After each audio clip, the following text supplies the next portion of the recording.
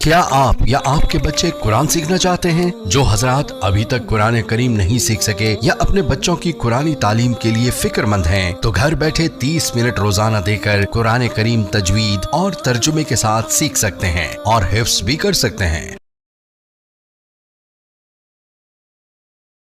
بیچاری کئی روز سے دم توڑ رہی ہے، ڈر ہے خبر بد نہ میرے منہ سے نکل جائے۔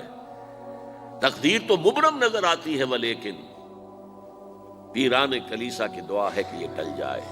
تو پہلی بات میری ختم ہوئی، عالمی نظام خلافت دنیا کی تقدیر مبرم ہے، ہو کر رہے گی، اس میں کسی صاحب ایمان کو کوئی شک، کوئی شبہ، کوئی ریب نہیں ہونا چاہیے۔ البتہ اس کا اب دوسرا پہلو کیا ہے، اس کا آغاز کہاں سے ہوگا؟ پہلی بات تو یہ، ہمارے بعض لوگوں کے ذہنوں میں، سادہ دل لوگ وہ سمجھتے ہیں کہ پوری دنیا میں ایک ہی دفعہ آ جانی چاہیے۔ یہ کوئی علاقائی خلافت تو نہیں ہو سکتی، خلافت تو عالمی ہوتی ہے۔ ان سے میں کہتا ہوں، عالمی خلافت کب تھی جناب؟ یہ تو نہ خلافت راشدہ میں عالمی تھی، کیا ہندوستان شامل تھا اس میں؟ کیا چین شامل تھا؟ کیا یورپ شامل تھا؟ اور پھر جو خلافت کے نام سے جو ملوکیت چلی ہے، وہ بھی صرف آپ دور بنو امیہ میں کہہ سکتے ہیں کہ وہ پورا عالم اسلام کم سے کم اس کے تحت تھا۔ بعد میں خلافت عباس، بنو عباس میں، اور فاطمیین کی خلافت میں، اور آل عثمان جو ہیں آٹومان ٹرکس کی خلافت میں ٹکڑے تھے، حصے بکھرے تھے، کوئی مانتا تھا، کوئی نہیں مانتا تھا۔ اور سب سے بڑی بات یہ، اگر ایک دم پوری دنیا پر خلافت قائم ہو سکتی تو حضور کے دست مبارک سے ہوتی، لیکن نہیں ہوئی۔ نتیجہ کیا نکلا؟ ایک ملک میں حضور نے قائم کر دی، جزیرہ نما عرب، یہاں خلافت قائم ہو گئی، حضور خلیفہ ہے۔ اس کے بعد آپ کے خلفائے راشدین نے پھر اس کو وسعت دی، شرقاً غرباً شمالاً۔ 3 کالمز نکلے ہیں فوجوں کے، صحابہ کرام کے، 3 کالمز، ایک ایسٹ ورڈ، ایک ویسٹ ورڈ، ایک نارتھ ورڈ۔ ایک عراق کو فتح کرتے ہوئے ایران میں پہنچ گیا، خراسان تک چلا گیا۔ ایک شام کو فتح کرتے ہوئے اور پھر سینائی پیننسولا سے ہو کر افریقہ میں داخل ہوا اور اٹلانٹک تک پہنچ گیا۔ تیسرا سیدھا شمال میں گیا، لیکن یہ زیادہ دور نہیں جا سکتا تھا، کوکیشین ماؤنٹینز آ گئے، کوہ قاف۔ اس زمانے میں تو یہ یوں سمجھیے کہ امپیسیبل تھا نا، کوہ قاف، لہذا وہاں آ کر رک گیا بابا۔ اب بھی یہ ہوگا، کسی ایک جگہ سے شروع ہوگا پھر پھیلے گا، اس کے سوا کوئی چارہ کار ہے ہی نہیں۔ اگر ہر جگہ پوری دنیا میں ایک ہی وقت میں ہو سکتا تو حضور کے دست مبارک سے ہوتا صلی اللہ علیہ وسلم۔ اب وہ نقطہ کون سا ہوگا، نقطہ آغاز کون سا ہوگا؟ اس میں پہلی بات تو میں نے کہا، جو شک کرے گا اس کا پھر ایمان مشکوک ہے۔ ہوگا، لازماً ہوگا، گلوبل ہوگا، پوری دنیا میں ہوگا۔ کہاں سے شروع ہوگا اس میں آپ اختلاف کر سکتے ہیں، لیکن مجھے تو 2 حدیثیں تو ملی ہیں جن سے یہ اندازہ ہوتا ہے کہ یہ اس مشرقی خطے سے ہوگا، عرب کے مشرق کی جانب کسی ملک سے ہوگا، کسی خطے سے ہوگا۔ وہ حدیثیں بھی اب آپ پڑھ لیجیے پہلے، پھر میں کہہ رہا ہوں یہ خزانہ ہے جو ہم نے آپ کی خدمت میں پیش کیا ہے، کاش کہ آپ اس کی قدر کر سکیں، یہ حدیثیں آپ کو ازبر ہو جائیں، یاد ہو جائیں، لوح قلب پر نقش ہو جائیں۔ ہندوستان اور خراسان یعنی موجودہ افغانستان کا ذکر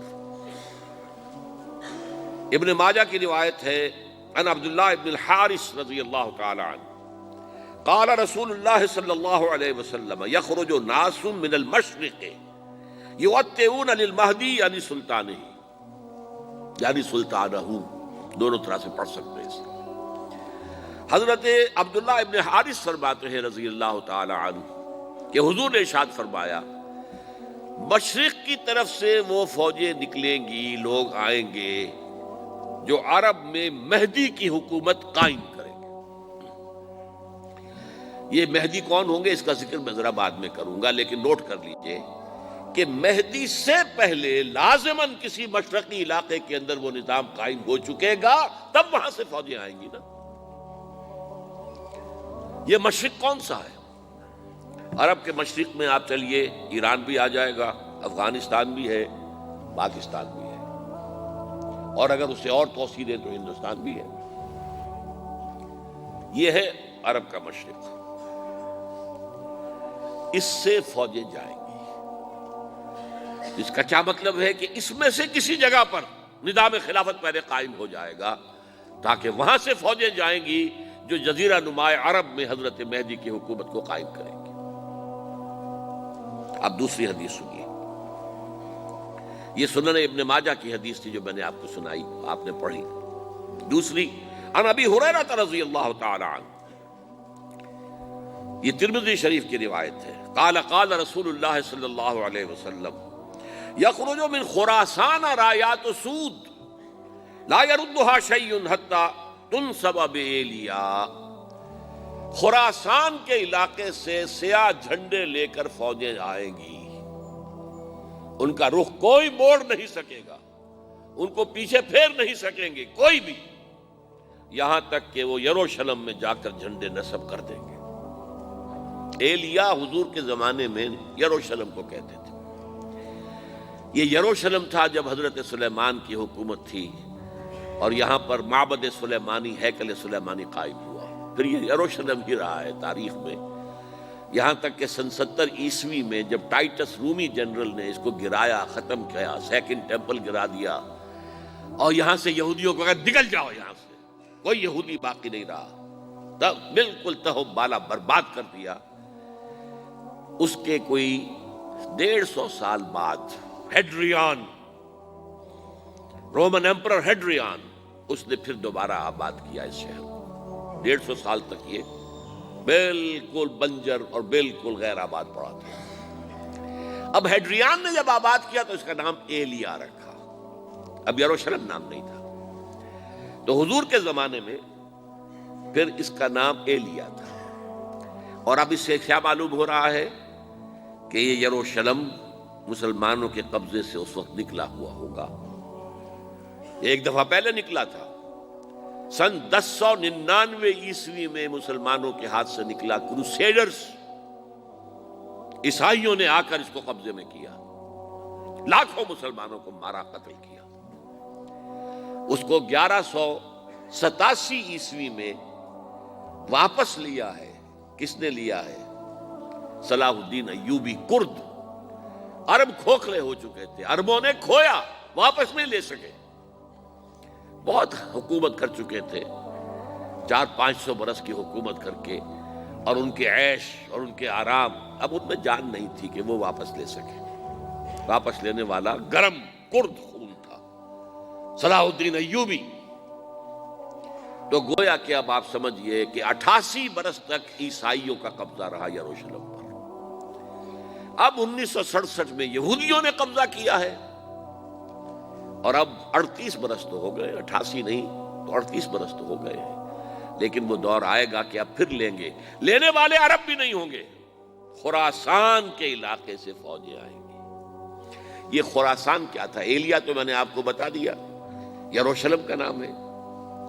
خراسان اس زمانے میں ایک بہت بڑے ملک کو کہتے تھے، کچھ حصہ پاکستان کا بھی اس میں شامل ہے، کچھ حصہ ایران کا بھی ہے، ایران کے اس حصے کو اب بھی خراسان کہتے ہیں، وہ ایک صوبہ ہے، خراسان ایک صوبہ ہے ایران کا چھوٹا سا۔